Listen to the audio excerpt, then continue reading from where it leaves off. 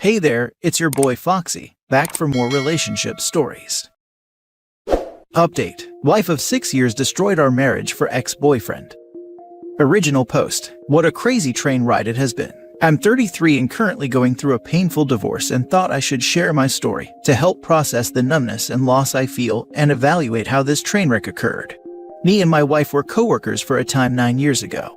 From the time we met, we were extremely attracted to each other, sparks flew, and we hit it off immediately. I dated around a good amount in my younger 20s, but there was something different with her that made me feel safe and happy. After several years of dating and living with each other, we decided to get married.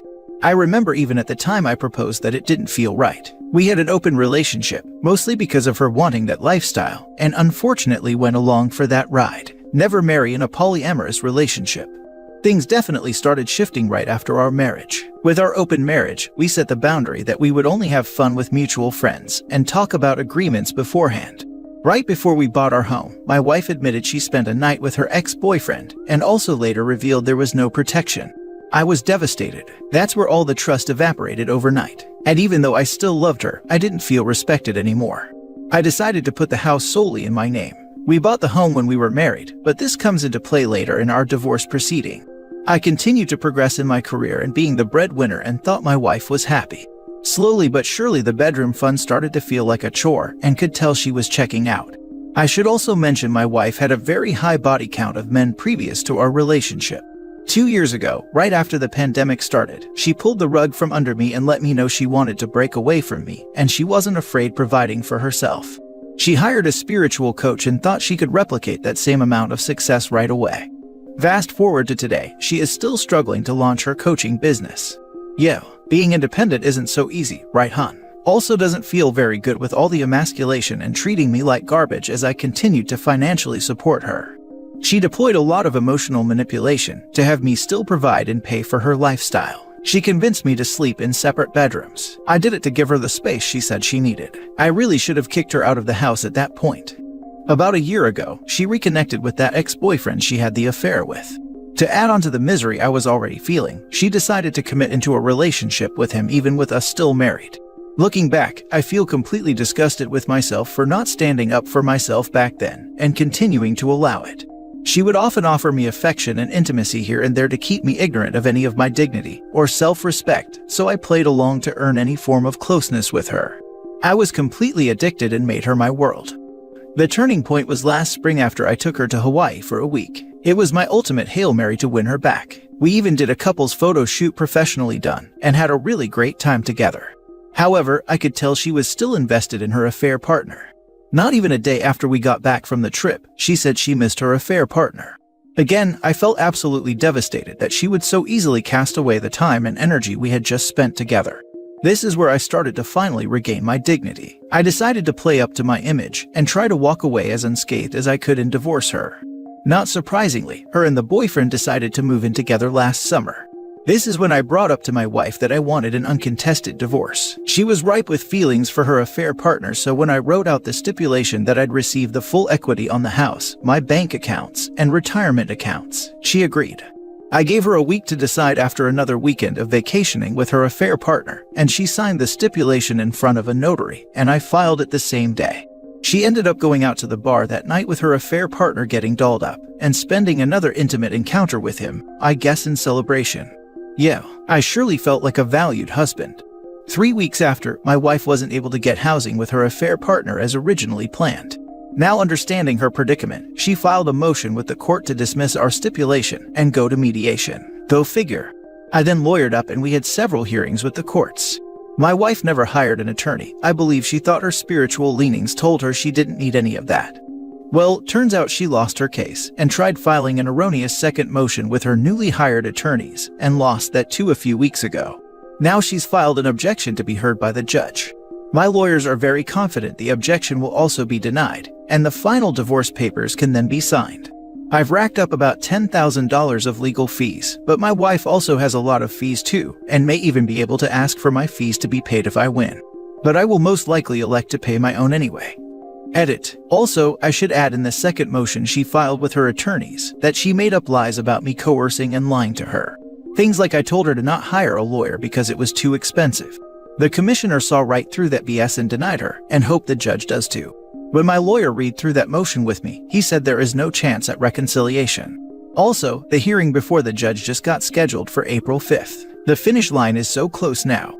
Writing this all out, it seems almost too absurd to be true. I'm trying to survive the present the best I can, staying focused in my career and trying to enjoy playing piano and my other hobbies to not think about this.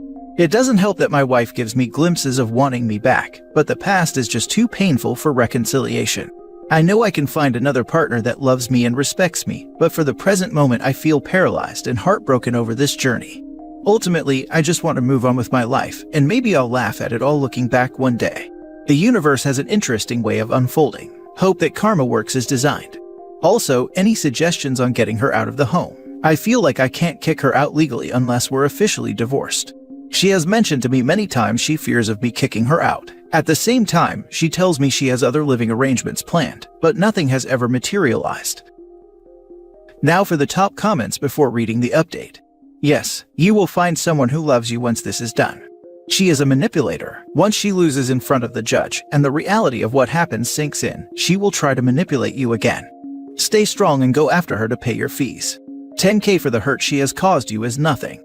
Stay strong and remember, you took her to Hawaii, and less than one day back, she yearns for her affair partner. Tell her the spirits say she will get hers in the near future. Best of luck. Thanks. Yeah, I definitely let her manipulate me, no question. She is also a narcissist, so she's going to be angry if the judge decides to have her pay up. At least I know what's been missing in order to enjoy a fulfilling relationship, but will take a lot of work on myself first. Breaking away from the codependency is not easy. By the way, if the judge grants you attorney fees, take it. She has caused you such heartache. You owe her nothing. My advice, under no circumstances should you take her back. You must go no contact with her. Expunge her from your life. Also, never ever agree to an open relationship again. Good luck to you, and take what you have learned from your marriage to make a better life for yourself. Lesson learned seemed fun at the time, but no better than most the pain an open relationship can cause. I must say that I find all these spiritual coaches and books BS. Spirituality cannot be found in paper or some guru, but around you, in experiences, and in the most unexpected of places. As far as suggesting something to you, nope, you are doing everything right, and you must continue doing so. All the best. Yes, honestly, putting the affair and emotional mistreatment aside, I can't even bear thinking about integrating into her spirituality world. She's mentioned entity attachments to me to explain why she doesn't feel safe. Really, she's just bitter that things aren't going the way she thought they would. Now for the update. Hard to believe it's been 6 months already. I'm happy to report that I am officially divorced and starting to live my best life now.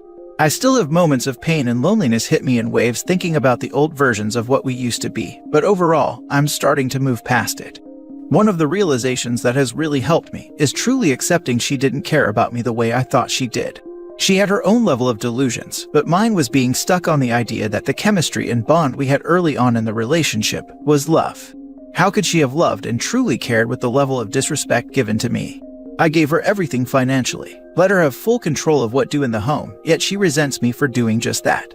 And the fact I took her on vacation to Hawaii and she tricks me into thinking we were reconnecting, just to be with her ex a few days after the trip. Screw that. Back in April, we were supposed to have our hearing with the judge on her objection to the stipulation, and her lawyers ended up delaying it till June. At that point, I just wanted to move on even though I had an unlosable case, so ended up settling the case and giving her alimony for just a year, and $15,000 cash settlement. I kept the house, bank accounts, retirement accounts, which is about $300,000 in value. It was also stipulated she had to move out of the home once the divorce finalized in June. A part of me kind of wishes she would have left with absolutely nothing for what she did, but it is nice that it's completely over now though, and ended much better than the typical cash and prizes these women get away with. She ended up going back to the same ex-boyfriend, no surprises. That eats away at me sometimes, but then I also just feel so disgusted by her. Her ex has no job, no capability to earn money anytime soon since he had a severe spinal injury. She told me a few months back that she had some spiritual readings that we weren't meant to be with each other anymore because there's too much pain on my side. Right. I also got a new finance job in June that pushes me up to 6 figures, and she absolutely hated it when I told her that. One of the last things I told her was I hope she feels good about throwing it all away. Once the alimony dries up and she sees her route of being a spiritual life coach won't work out, we'll see how happy she actually is. If she comes knocking down my door, I most certainly won't be accepting her back ever. I'm deserving of a beautiful, loving relationship, and this is the lesson I needed to learn to appreciate what a good, nurturing relationship actually can be. Hope my story is helpful to anyone that feels like they're struggling breaking away. If she's coming back and knock on your door expecting to be accommodated, you need just to say that unfortunately you cannot be together because it's written in the stars. Haha, I should tell her that. My higher self says, you're not my twin flame, never was. That is superb. Tell her you had readings with a real spiritual advisor. And she said that there was too much pain on her side for reconciliation, and that it's just not in the stars for you to take her back. Because you are right, she will be back. Get a doorbell cam and never let her into your house, not even for a chat. The trash stays outside. Already done. Sunk cost fallacy, that's all it is. What you are missing is what you had invested in the relationship. You'll see this, and if you're a finance guy, it's no different than any other investment loss. At first you missed the money you lost, then you beat yourself up because, in hindsight, it was a dumb move. We all go through it. Just remember, fool me once, shame on you. Fool me twice, shame on me. Absolutely sunk cost fallacy in play here. I had feelings of breaking away much earlier when she cheated on me the first time. I'm a slow learner, but I learn eventually. Now for the last story. My boyfriend is mourning the girl he cheated on me with. I have never been this depressed in my life. My 23 female boyfriend, 23 male, has been cheating on me for the last 5 years. I've always caught him, and he would be remorseful and do everything to try and make it work, but something changed this year and I guess he met someone he really likes. It started off as friends, but little did I know he was in the middle of setting the grounds for a relationship with her. I've noticed that lately he has been less emotionally available with me, and I attributed that to me doing something wrong. I often lean on him for support when I have issues, and he doesn't like that. So I've been working to try and learn to keep that stuff to myself and not burden him with it anymore. So I guess that's why it didn't click right then and there. Anyway, I found their conversation on his phone, and when I tell you my heart broke, it's an understatement. I saw the man I started dating 5 years ago in those texts. A man who is excited about this person, interested in their life and passions, sharing deep thoughts with that person, taking initiative to plan dates, and rushing to help out when anything is wrong.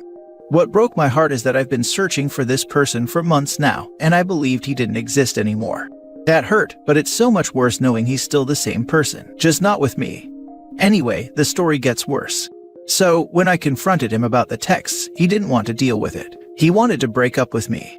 That's new. He usually wants to work it out. Weird. So, I tell him since he doesn't want to explain, I'll go talk to the affair partner. This man freaked the heck out and was suddenly open to talking about it with me, as long as I don't message affair partner. I tell him that he needs to call her and tell her right now, or I'm going to contact her myself. He ends up calling her, and she's angry of course and wants nothing to do with him. That's the point where he becomes devastated. He's all of a sudden crying and hating me for making him do this. Imagine finding out your partner of 5 years cheated, and is only upset that their relationship with the affair partner is over. The worst part is that I begged him to stay and try to work it out, but he's so angry at me that he says he doesn't want anything to do with me. How am I the bad guy here? Or was making him tell affair partner taking things too far? My self-esteem is in hell right now. Today, I asked him one more time if he wants to work it out. He said no. I packed my things and left while he was in the shower. When he noticed, he called me and started saying, I thought you wanted to work it out. WTF. I have no idea what to think and why it took me leaving for him to suddenly care about me. I'm so sad. Now for the comments. Why are you staying or trying to make things work? You aren't his first choice. Seek therapy and realize you deserve better. I agree, I need therapy after all this. I really think you misunderstand. You don't need therapy after this. That is not what anybody is telling you. The therapy would be for figuring out why you are responding to this sort of treatment by pursuing this horrible person. People often have traumatic events occur with no need for therapy. It's only these maladaptive behaviors that cause them to seek things harmful to them that would be reason to seek therapy. So sorry this happened to you, but I have to ask, he's been cheating on you for 5 years. Why are you still trying to work it out? You need to get into therapy. Just because he's desired by other females doesn't make him a good person or mate. You're trying to fix this guy, and it's just not going to work. He's playing you for the steady home life and emotional, physical intimacy when he feels like it. Run away from this guy and speak with a therapist to see if you have codependency issues. Good luck. You're right. I feel like I'm codependent. I am honestly afraid of life without him. You're 23. You really want to live the next 50 to 60 years dealing with this nonsense. Please get into a therapist and find your self-worth. If you act like you have no value, people like your boyfriend will treat you like you're worthless. I'm starting to see that now. I definitely need therapy, lol.